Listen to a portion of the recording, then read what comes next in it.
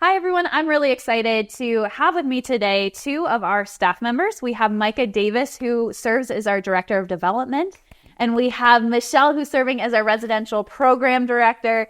You're going to see here very soon that we love working together, and we wanted to give you a chance to get to know some of the Greenlight Operation staff and team, hear our hearts and what we are doing as we prepare this restoration home for opening, but also what services are actively already taking place and flourishing here at Greenlight Operation. And so wanted to give everyone an opportunity to meet each of you. I know we love working together, but could you guys share just a little bit of who each of you are? What brought you to Greenlight Operation? Micah, we can start with you. Sure. The role that I'm coming in at is Director of Development with Greenlight. So super excited to partner with the team here and focus on strategic events throughout the year, growing the donor base, and just kind of planning out, as we look to open the home, the budget is obviously growing and we need to make sure that we're covering and stewarding funds well. So what are the key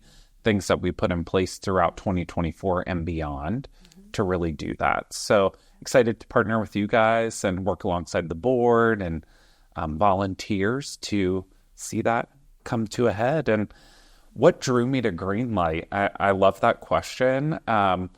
So honestly, it was getting to know you, Jordan, like early on a couple of years ago. So at the time I was working in banking and we were connected through a mutual acquaintance, Ray Chung, and we ended up having an initial meeting and just kind of a get to know you really briefly. And it became very clear to me that counter trafficking was something that obviously you were passionate about, but I don't think at that time maybe you really even knew walking into it that it was something that was near and dear to me as well and something I wanted to pour into. So fast forward a couple of years, we kept in touch and here we are. I think, the Lord really laid on my heart last year this transition and change and coming to work with the team. And Greenlight was at a point where you guys were beginning to start the search for a development director. And things kind of fell into place and here we are. But excited to be here.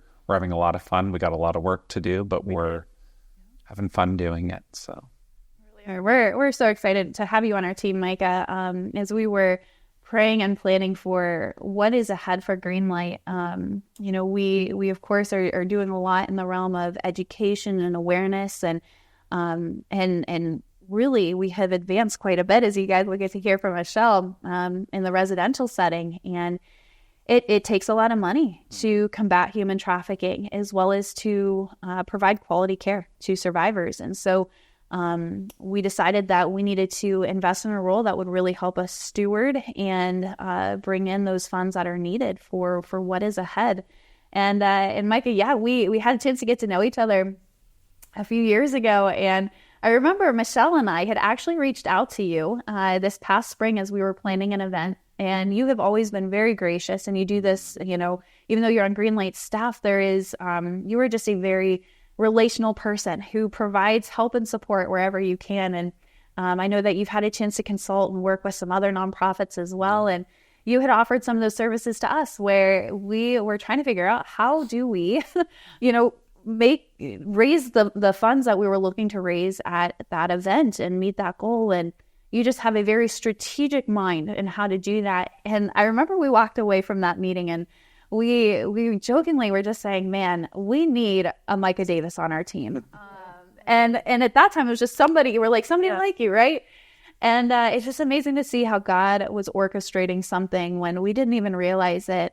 So then fast forward, we decided, hey, we've got to hire for this kind of position. And God was just so good. And what he was putting on your heart at that time, what he was putting on our board's heart and our heart. And so we are grateful that you're here serving with us in the flesh, and it's exciting. We have a lot of fun together as a team. But before I get into all of that, Michelle, can you share a little bit of who you are, what brought you to Greenlight's team, and the heart that you have for our future residents? Well, as you know, both of you, I'm Michelle. Yeah. I am the residential program director, and my main role here, I guess, is to help open the restoration home. Yeah. And there's a lot that goes behind the scenes for that. So from putting programming together that's going to help survivors to heal from trauma, and also to start to bring in some career and coaching type opportunities so that they can have sustainable lives once they are able to leave the home. Another big piece we're working on is a restorative spiritual piece, which also is really just designed to help them to just to know that they belong and know that they have value in this world. And that's taking a lot of intentionality around that. We're in exciting phases now, too. We're starting to cultivate volunteers who have a heart for this and starting to hear what God's laid on their heart and really bringing that out, because it's like God's given us a piece of the puzzle, but there's other people now who are bringing their piece to the puzzle. And so it's exciting to kind of orchestrate and work together with people and see how that comes together. Okay. So that's kind of it in a gist. Beautiful. And I remember, Michelle, when we first launched the concept of what would become your role, we're like, how are we going to find a person who would be able to work with individuals who have been trafficked and help them in the recovery process? Because it's a very new field of service provision. It's not a new issue. Human trafficking has been around forever, but it's one of those things where to say, hey, we're looking for somebody who would be able to work with individuals that have gone through significant trauma, set up healthy boundaries for themselves as it comes to working with this demographic. But really, in many ways, we're partnering with them, but equipping them for life beyond. And I remember seeing your resume come into my inbox, and I was like, oh my goodness. We had a few months of looking and meeting with candidates and others, and just we were not at peace with those decisions. And then we see here is a person who has ministry experience, who has assisted with just that, assisting individuals who have been hurt and broken and gone through significant trauma, walked with them through that healing and recovery process, and set them up for independence. And I remember something that stood out to me when we were getting to know you, and it was a dream that had been put on your heart to work in a residential setting. And I remember you talking about, I've had a dream of working, within a home and serving in this capacity. Can you share a little bit of what that's looked like and how you're seeing, God putting some of those pieces together? And I know that's a loaded one because there's a lot to it. Yeah, it is a loaded one. So it's one of those things that ever since I became a Christian, so it's been a long time now, and like decades, let's just say decades, because I'm a little bit older now. So it's been a while. So when God first laid that on my heart, that, to help women who were hurting and in trauma, I was still one of those young women myself who was hurting and in trauma. But it was literally just my pastor's wife in Greece, where I used to live. I had become a Christian a little bit later in life. And she gave me a book and said, I felt like God wanted you to have this book. And it was this book about Mercy Ministries, which is a ministry by Nancy Alcorn. And just as I read that book, something just broke open in my heart that I wanted to do this. It was never something I had ever intended to do, but it was just something he put in my heart. So from there, long story short, I don't know how it all ended up, but basically I ended up working with young teen mothers, and then I was involved getting a lot of training and a master's in Christian counseling and doing a lot of ministry with single mothers and children in trauma, and had the privilege really of getting to know so many beautiful people who I feel like have really been overlooked in life. Yeah. And I think what I was able to see with God and how he moved in their lives was really just the perseverance in being in relationship with them and putting up with situations that others might say, oh, that's so silly, people are never going to change, but seeing the beauty of how God sees a person and how he calls us all to be who he made us to be. And just the joy of really getting to know some wonderful people, and also getting to see the power of what happens when you believe in someone and you get to see who God says they are, and you start to work with that, how people rise up to that. And so to be honest with you, there have been times over the decades where I just said, oh, I don't even care about opening that home anymore. Just forget it, God. Like, this has been a hard journey, and that's okay. But recently, I guess it's been a year and a half ago now. It was probably in that time period where you said there was a couple of months. Yep. During that time, God started talking to me, and I didn't really want to answer him because I had just gotten to a place where I was working, where I had some help finally. And it was very difficult because I really love the people that I was serving and working with.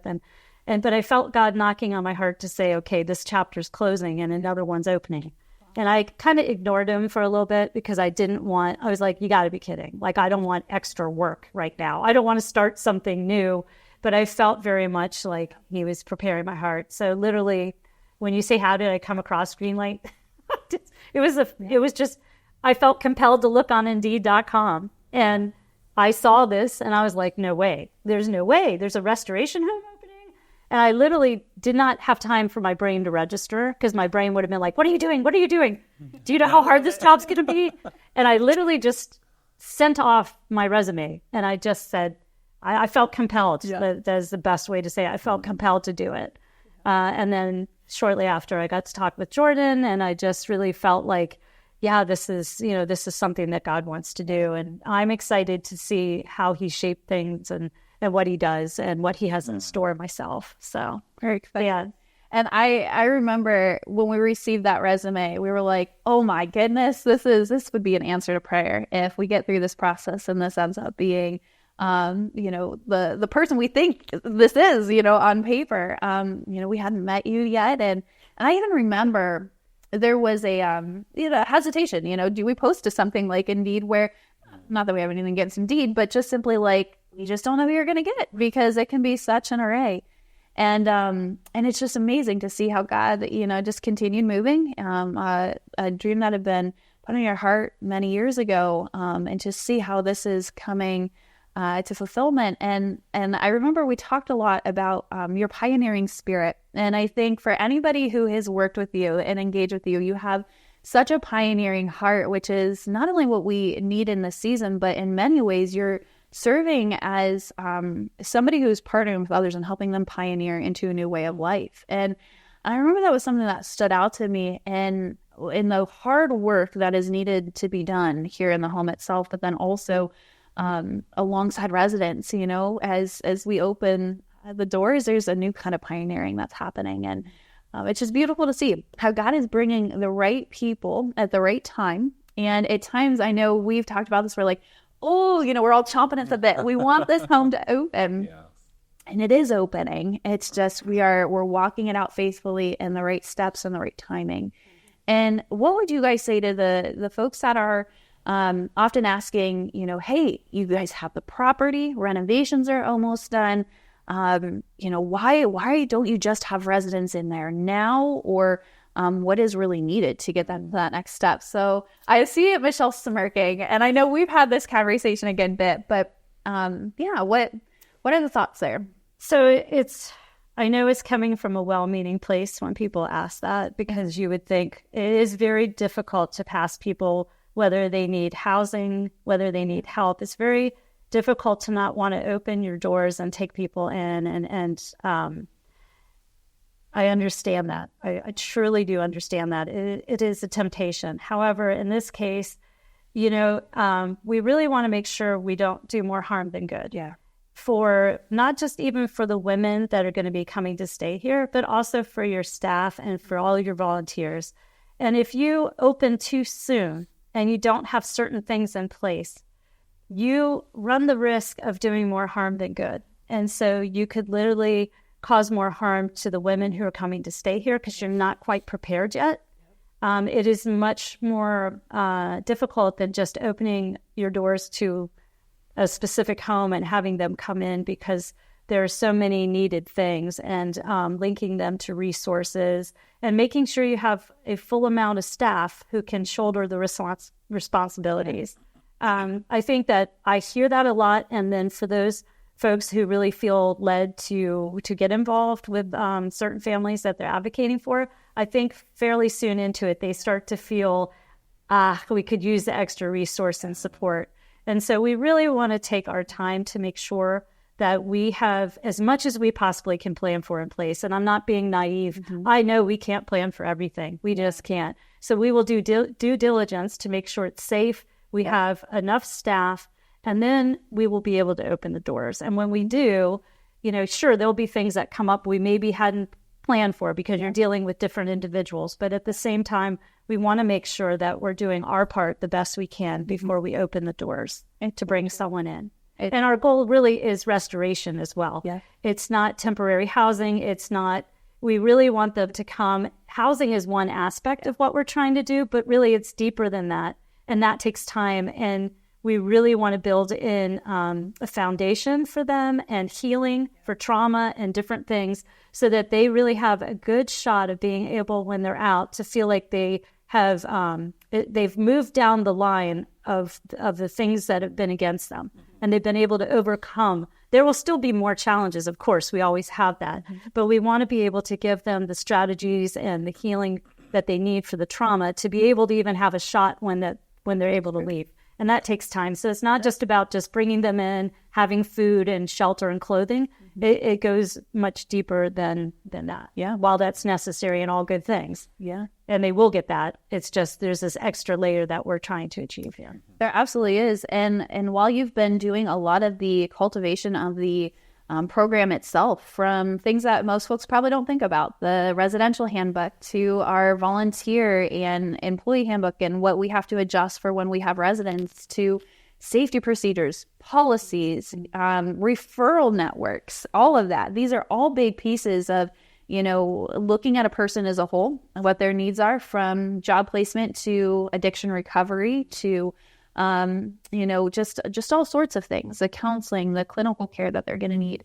And so a lot of planning and preparation has been going into that. I know you've been assembling a team of volunteers and working to get them ready to go. But there's the other side, and why we brought Micah on is it's a very expensive project. And we know that it's not the only project that Greenlight Operation is doing, but it is our most expensive one. And so, Micah, can you share a little bit of the importance of funding when it comes to this? I mean, I think a lot of times in the nonprofit sphere, it can feel awkward and uncomfortable sometimes to talk about the need for financial resources, but it is a necessity to not only keep the doors open, but to allow us to expand services to really deeply serve those who are hurt and broken. And so can you share a little bit of, how that looks for you in your role, and then too, just the funding need that we have for the restoration home? Yeah. So I think, to